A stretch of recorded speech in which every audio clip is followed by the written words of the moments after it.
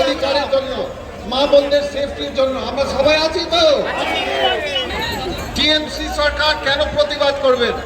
কারণ টিএমসি কে সরকারের কাছে আমরা জবাব চাই, পাবলিক জবাব চাইছে। আবার ওরা কি করে রাস্তা নামে 9 আগস্ট রাতে ধর্ষণ এবং খুন করা হয়েছে, আপনার সবাই জানেন। এই ঘটনাকে কেন্দ্র করে সারা বাংলা আজ আলোড়িত। অপরাধীদের সঙ্গে তারা